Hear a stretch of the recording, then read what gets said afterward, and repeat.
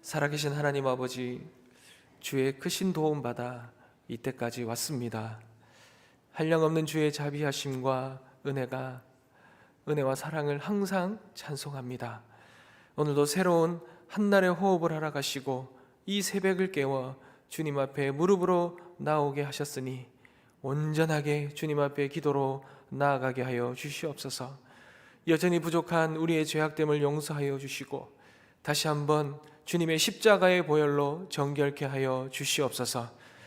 주의 아들로 양자 삼아 주시고 아들에게 허락된 모습으로 허락된 놀라운 은혜와 복을 부어주시니 감사합니다. 주의 인도하심과 보호하심과 자유와 복을 날마다 누리게 하여 주시옵소서. 오늘도 이 험난한 세상에 아버지 되시는 하나님만을 바라보며 넉넉히 이겨내는 오늘 하루가 되게 하여 주시옵소서. 주님 앞에 긍휼하심을 바라며 우리의 간절한 기도의 향기를 올려드립니다. 하늘에 상달되게 하시고 하나도 땅에 떨어지지 않고 모두가 응답되어지는 은혜가 있게 하여 주시옵소서. 오늘도 주님 한 말씀 허락하여 주실 줄 믿습니다. 이 말씀 붙들고 죄악에 물들지 아니하고 거룩한 삶 살아가게 하여 주시옵소서. 성령께서 역사하여 주시옵소서. 이 험난한 세상에 살아가는 우리의 자녀들 믿음의 중심 잃지 않게 하여 주시며 반석 위에 굳건하게 서게 하여 주시옵시고 질병과 아픔의 고통과 싸우는 우리 환우들에게 예수 그리스도의 이름으로 치유의 은혜를 누리게 하여 주시며 절망의 터널에서 신음하는 우리 성도들이 있다면 주의 은혜와 평강을 허락하여 주시옵소서. 우리 성도님들의 삶과 가정과 학교와 직장과 사업의 모든 장소에서 형통의 은혜를 허락하여 주시옵소서. 우리 상주서문교회를 거룩한 십자가의 공동체로 세워주시고 예수신앙과 복음의 능력으로 참 거룩한 공동체, 이 마지막 때에 지역과 민족과 열방을 회복하는 데 귀하게 쓰임받는 복음의 공동체가 되어지게 하여 주시옵소서. 오늘도 물질로 드리는 손길 위에 축복하시고 주의 나라를 위해 사용되어서 백배와 만배의 열매를 맺게 하시고 드리는 손길에 풍성한 하늘의 은혜가 있게 하여 주시옵소서. 감사드리며 살아계신 예수님의 이름으로 기도드립니다. 아멘. 하나님께서 우리에게 주신 말씀 잠언 30장 2절에서 4절 말씀 보겠습니다. 잠언 30장 2절에서 4절 말씀 우리 한 절씩 교독하겠습니다. 먼저 제가 읽겠습니다. 나는 다른 사람에게 비하면 짐승이라 내게는 사람의 총명이 있지 아니하니라.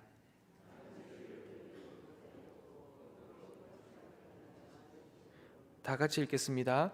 하늘에 올라갔다가 내려온 자가 누구인지 바람을 그 장중에 모은 자가 누구인지 물을 옷에 산 자가 누구인지 땅의 모든 끝을 정한 자가 누구인지 그의 이름이 무엇인지 그의 아들의 이름이 무엇인지 너는 아느냐.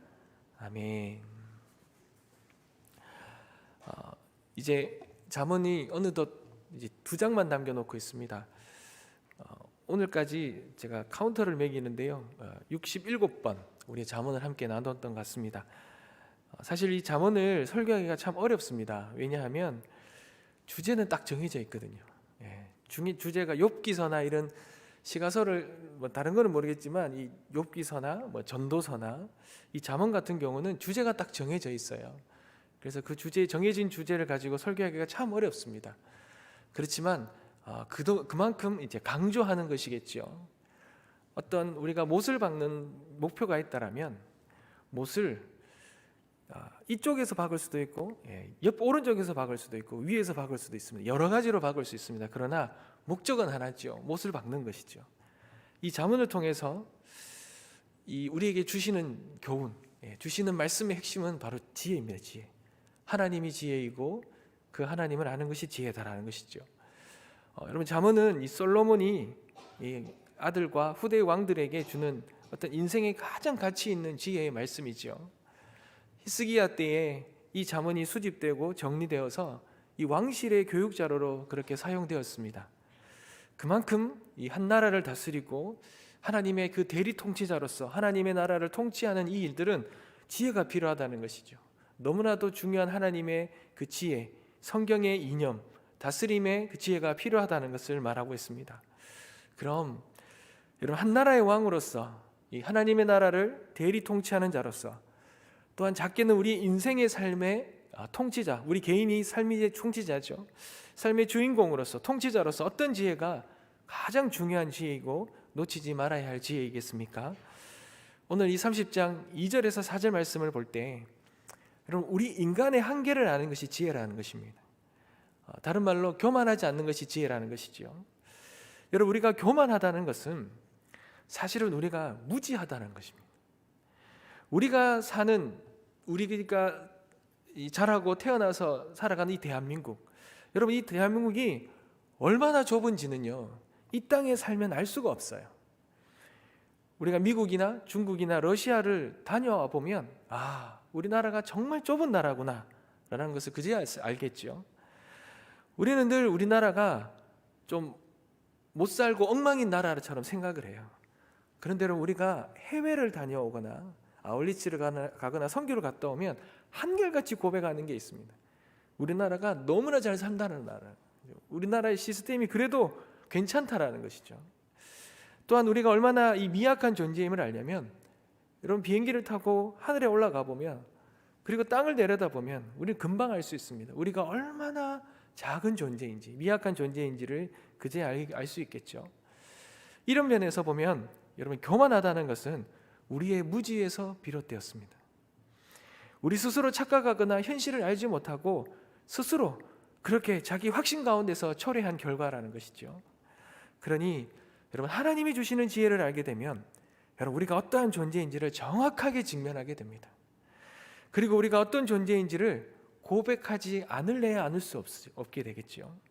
여러분, 오늘 아굴이라는 한 사람의 이 지혜자, 솔로몬이라고 해석되기도 하고 이방인의 지혜자라고도 표현되기도 하는데, 이 저자 아굴의 고백을 보면 여러분, 자신이 얼마나 무지하고 연약한 자인지를 그렇게 고백하고 있습니다. 2절에 보면, 그렇죠, 나는 다른 사람에 비하면 짐승처럼 어리석다라는, 거기서 더 나아가서 3절에 보면은 2절에 계속해서 나는 한 사람의 총명도 있지 않다라고 이 자기의 어리석음을 짐승보다도 못하다고 그렇게 표현하고 있습니다.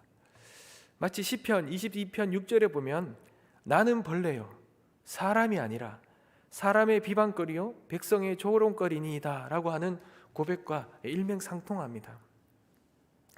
저자는 여러분, 자신이 어떠한 인간보다, 짐승보다 지적 능력이 떨어지는 의미가 아니라 자신의 지혜가 없다라고 아주 겸손하게 자기를 엄청 낮추어서 고백을 하고 있는 것이죠. 이런 지혜가 없다는 것은 여러분, 창조주께서 세우신 창조 질서에 대한 이해가 없다라는 것입니다. 창조 질서를 아는 자만이 이 세상의 원리와 삶의 지혜를 알게 된다는 것이에요. 여러분, 한낱 작은 벌레도 이 세상의 자연의 원리와 순리를 잘 알잖아요. 그래서 그 순리대로 따라가며 살아가잖아요. 근데 만물의 영장이라고 하는 인간은 이 벌레도 아는 이 세상의 이치와 지혜를 알지 못하고 자신의 지혜가 있다라고 이렇게 생각하면서 그렇게 자신만만하게 살아간다는 것이죠. 그러니 이 세상의 지혜를 안다면, 이 벌레가 아는 정도만이라도 이 세상의 지혜를 안다면 여러분, 자신이 지혜 없음을 고백할 수밖에 없는 것이겠죠. 여러분, 이 고백은 하나님이 주시는 지혜를 통해 알게 되는 것입니다. 아굴은요, 여기서 멈추지 않아요. 그리고 3절에도 보죠. 나는 지혜를 배우지 못했고 거룩하신 자의 지식도 알지 못한다 라고 고백합니다. 여러분, 거룩한 자를 아는 지식이 없다는 것, 그것은 하나님과의 관계를 의미하는데 창조주 하나님을 아는 지식이 부족하다는 거예요. 그러니 하나님과의 관계에서 하나님을 알지 못하니까 지혜로운 자가 될 수 없다라는 고백인 것입니다. 하나님과 우리의 관계 안에서 얻어지는 지식, 사실은 여러분, 사람의 지혜의 시작은 하나님의 계시가 있어야 됩니다. 하나님이 알려주셔야 됩니다. 하나님이 알려주시지 않으면 우리 인간이 어떻게 하나님을 다 알 수 있겠습니까?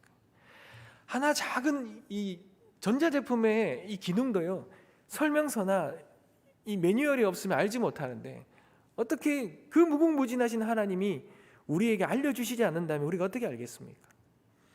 또한 그분이 우리에게 빛을 비추어 주셔야만, 진리의 빛을 비추어 주셔야만, 그래야 우리가 볼 수 있는 것이죠.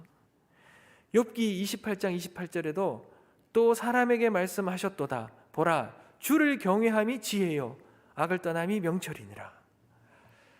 사랑하는 성도 여러분, 우리는 하나님의 지혜 앞에 서지 않으면 절대로 우리의 무지를 알 수 없습니다. 여러분, 우리가 달을 볼 때 달이 참 밝잖아요. 그래서 우리는 착각을 하는 것이죠. 달이 강력한 빛을 낸다라고 그렇게 우리는 착각을 합니다. 그런데 지구에 가려워져서 태양빛이 없을 때 그제서야 우리 알게 되는 것이 달은 빛을 내지 못하는구나, 달은 어둠이구나 라는 것을 그제서야 알 수 있죠.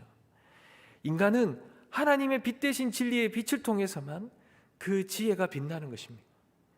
그 빛이 아니고서는 절대로 빛을 내지 못하는 것이 어둠이고 우리 인간인 것입니다. 악울은요, 철저한 이 진리의 빛 앞에서 자신의 어둠을 깨닫고는 고백하고 있는 것이죠. 여러분, 우리는 스스로 빛을 내지 못하는 달과 같은 존재입니다. 그럼에도 우리는 속아서 빛을 내는 것처럼 그렇게 살아갑니다. 자신만만하게 지혜 있다라고 그렇게 교만하게 살아가지요. 그러나 이 세상에, 이 땅에 스스로 빛을 내는 존재는 아무것도 없죠. 유일하게 태양이죠. 근데 그 태양을 빛나게 하시는 분이 누구십니까? 하나님밖에 하십니다. 하나님만이 빛을 내시는 분이십니다. 그 빛 대신 하나님만을 바라보고 온전히 믿을 때 우리가 그분의 빛을 통해서 빛을 발하게 되리라 믿습니다. 그런데 여러분, 악울은 여기서 멈추지 않지요. 자신의 무지함과 인간의 한계를 철저히 더 드러내고 있습니다. 오늘 4절에 보면 무엇인가라는 의문형 질문을 5번 사용하고요, 무엇이가라는 2번의 반복된 질문을 통해서 이 땅과 하늘을 초월한 우주의 관리자를 그렇게 드러내고 있습니다. 여러분, 하늘에 올라갔다가 내려온 자가 누구입니까? 바람을 자기 손에 모은 자가 누구입니까? 물을 옷에 싼 자가 누구입니까? 땅의 모든 끝을 정하신 자가 누구입니까? 하늘과 땅, 수직적이죠. 수직적인 축과 땅의 이 끝에서 저 끝, 땅의 끝, 수평적인 축을 제시하면서 우주 안에서 일어나는 바람과 물을 통제하시는 분이 누구시냐라는 것이죠. 한번 생각해 보라는 것입니다. 여러분, 이 질문 안에는 인간은 도저히 답을 찾을 수가 없어요. 우리의 이성과 지성과 감성을 초월하는 그런 질문이죠. 마치 욥의 질문과도 너무나 흡사합니다. 욥은 38장과 41절의 질문을 통해서 하나님이 이 물리적인 창조의 세계를 작동하시는데 그 작동 방법을 모르는데 어찌 하나님의 성품을 알 수 있겠느냐라고 그렇게 물어보죠. 욥기 42편 3절에 보면 자신을 무지한 말로 이치를 가리는 자라고 그렇게 고백합니다. 여러분, 신의 존재와 본질을 드러낼 수밖에 없는 질문이죠. 그의 아들의 이름이 무엇인가? 내가 안다면 그의 이름이 무엇인가? 지적인 지식을 묻는 문제가 아니라 존재론적인 고뇌를 담은 질문인 것이죠. 사랑하는 성도 여러분, 하나님보다 더 높은 기준은 없습니다. 하나님이 기준입니다. 하나님이 유일한 지혜이십니다. 사람들은요, 대부분 자신을 평가하는 기준을 다른 사람에 두고 있어요.